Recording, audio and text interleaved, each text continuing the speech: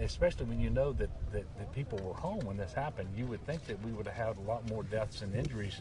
We can be very thankful that there was only one. Of course, if you're in that family, then it was 100%, right, for that family. So let's everybody lift that family up in prayer and pray that God will give them some peace and comfort that defies all human understanding. And then there were about 8 individuals who were injured enough that they had to go to the hospital and be treated. So from that perspective, I can tell you it could have been a lot worse, and we can be thankful that it wasn't.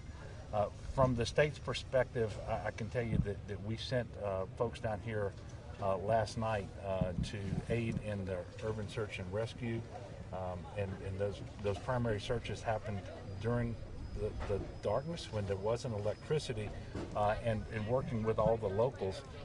And then today we finished the secondary searches, and it's the fire marshal's office that's primarily responsible for that.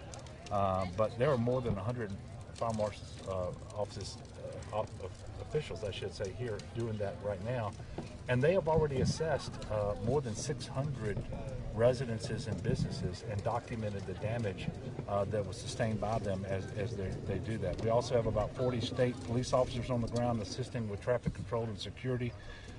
We have 893 guardsmen working today. Now, not all of them on the tornado, but about 184 are. And the good news is we have Jackson Barracks, which is right next door, where we can marshal resources. We're doing that in terms of tarps. In fact, tarps have already been delivered to the fire station here, but we've got more coming to Jackson Barracks, and thousands of liters of water, thousands of meals right there. And I've authorized up to 300 guardsmen should we need them. And I think you're going to see over the coming days a really big effort from the guardsmen with their engineers to go out and pick up debris and clear routes, so that we can clean this area up.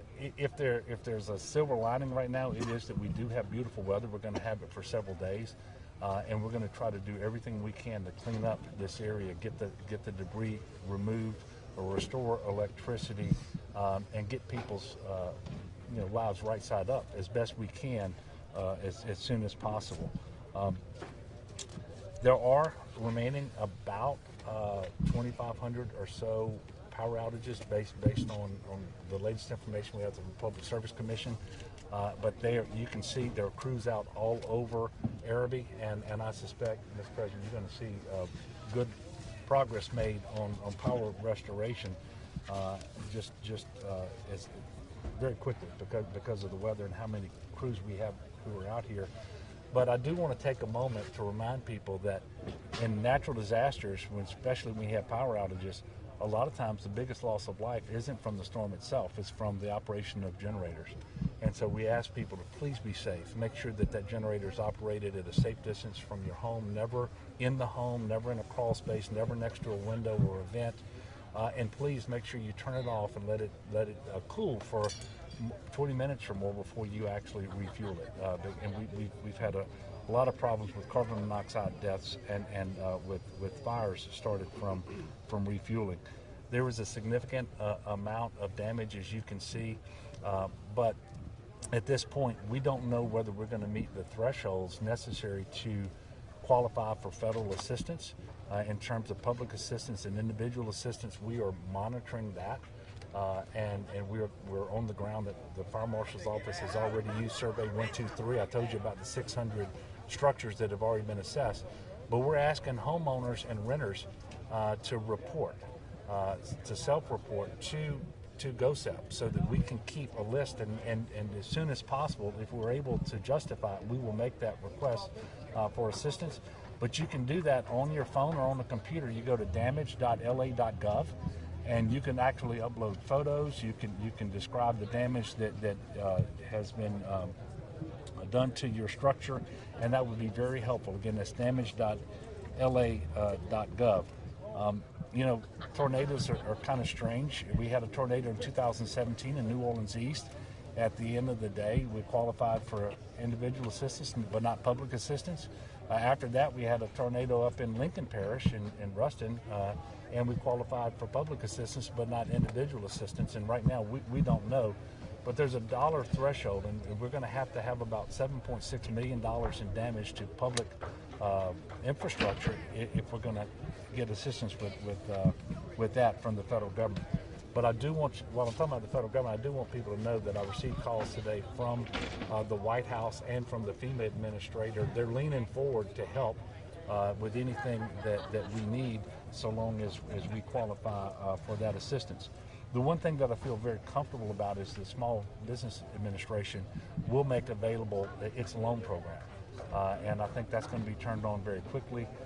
And so I want people to be leaning forward on that if that happens to be able to assist them in this time of need. There is a Small Business Development Center office out there, and the New Orleans regional office is at Xavier University, and you can go to louisianasbdc.org in order to get that information. We're going to ask people to please stay off the roads, especially in the area of Arabi. Traffic control is very difficult, but we also still have a lot of debris, as you all can see. They're down on the roads, and so we're going to ask people to be patient and allow the folks here the opportunity, the time that they need and the opportunity in order to clear the roads of debris and make them safe. So with that, I'm going to ask the President if there's anything that you wanted to share with the group, President McGinnis. Governor, thank you for all of your assistance, all of our representatives here, Congressman. Thank you guys for everything y'all doing. Our citizens are resilient. We're going to get back up and going as soon as we can. And with this weather that God has given us, we're going to get our citizens back sooner rather than later. And Governor, with all of your help and the federal help, we're going to make this happen really quick. And as you can see, the community's already picking up, and our first responders and our sheriff's department and firefighters are working hard to make sure that this scene is secure moving forward. Sheriff? Yeah, on a security and public safety standpoint, again, if you have no business back here, just stay away from here. We're not going to allow any sightseers coming on back here. There's just simply too much stuff going on. The first responders are working still back here, providing both security and assistance to the people in the area. But we also don't want anybody back here that don't belong back here. So again, tonight we're going to have extra patrols out here in this area because some areas may not have power. So we want to make sure that those areas particularly are secured. And again, like I said, don't come causing a problem for us because we're going to cause a problem for you. And I can assure you he's going to have not just the St. Bernard Sheriff's Office, but he's got deputies who are going to come from surrounding parishes. We're going to have about 40 more state troopers than we would normally have in this area, and we're going to have National Guardsmen in the area offering security as well. And that's something that we're able to do because of the declaration of emergency that I signed earlier this morning. Congressman Carter, we're happy to have you here today. Unfortunately, it's under these circumstances, but I want to give you an opportunity.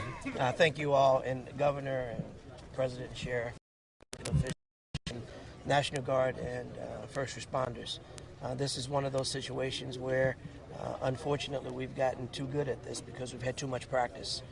We know that people are hurting, but the good news is that we've got boots on the ground, as the governor has said. The parish officials have been incredible.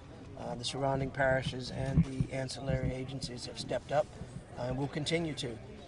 As the governor has said, we've been in communication with the White House and with federal agencies, and when and where we are available, what's necessary to help stand these communities back up, both here in Arabi as well as in eastern New Orleans and other areas that may have been impacted.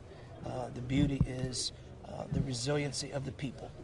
We've had a chance to talk to these community people and talk to the people who were devastated to only leave their homes to go next door to help their neighbors. And that is the definition of love and neighborhood. And that's the resiliency of this community, and we all stand ready to continue to assist. Okay. Governor, if I can just say, the overwhelming support from the region, from people, from organizations, money, offering to come cook for the residents. It's really overwhelming, and just be patient with us. We got to clear these scenes. We got to make sure that it's safe. to get people back here. Believe me, we want the volunteers back here helping these people clean up all of their debris, get back in their homes, and cook for them while they do it. So just give us a call at parish government, and we will organize all of that and get all of the volunteers to work on it. Thank you. We'll take a few questions. This is an issue that came up during Ida and it reared its ugly head, but what can you and everybody else here do to make sure that these homeowners who are going to need insurance money from their private insurance carriers get made whole and, for a lack of a better term, don't get the short end of the stick from their insurance company? Well, obviously, you hope anytime that you have a covered peril damage your home that you get the benefit of the insurance premium dollars you've already paid, according to that insurance contract.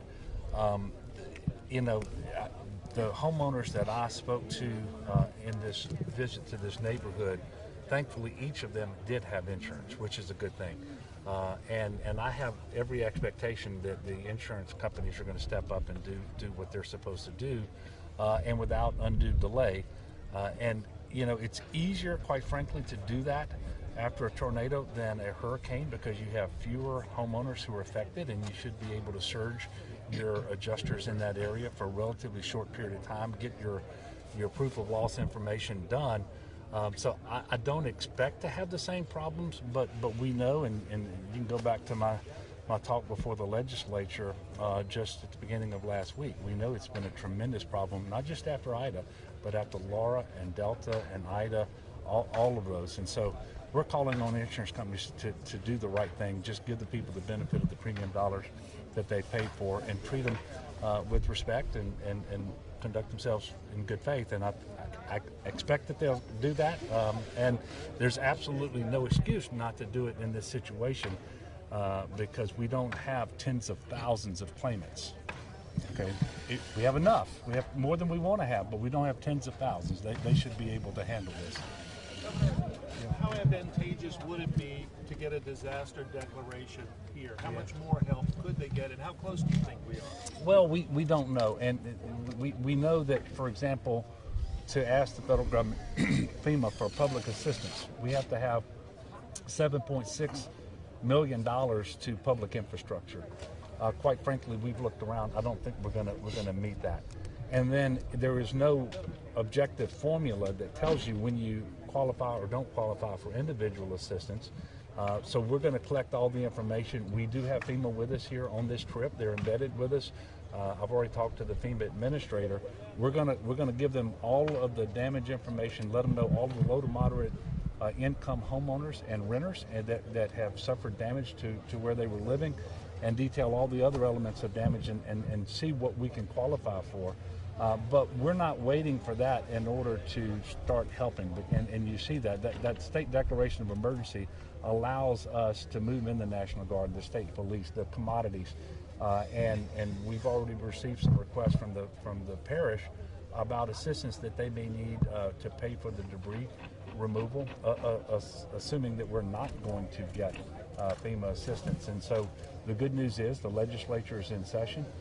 We have the funding available, and we're going to find the quickest available way to deliver the assistance that they need here to make sure that we can get the debris removed. And trust me, if it's even a close case as to whether we qualify for public assistance or individual assistance, we will be asking for that. But one of the things I want to do today is just remind people that while this destruction is very significant and it's overwhelming here in this community, it's not widespread enough to where it becomes an event that is available for federal assistance absent meeting those thresholds. And it's kind of a double-edged sword. I was talking to the president about this earlier. You pray that the damage is not so widespread and significant that you qualify for federal assistance, but for the people who need it, you want that assistance to be available. So we're working through that. Anything You can else? talk about the spirit of the people here and what you're seeing. 17 years ago, this area was all but wiped out by Hurricane Katrina. They rebuilt. Most people that you've talked with say they're going to rebuild again. If you can talk about just the spirit of the people here in St. Bernard Parish. Well, first of all, this parish lost more population after Katrina than any other parish in the state, especially as a percentage of the population. And these people moved back to St. Bernard. and they rebuilt, and they're resilient, wonderful people, and that was on full display last night, the way that they were taking care of one another. And I say this all the time. I am always inspired by the goodness, decency, and generosity of the people of Louisiana, the resiliency.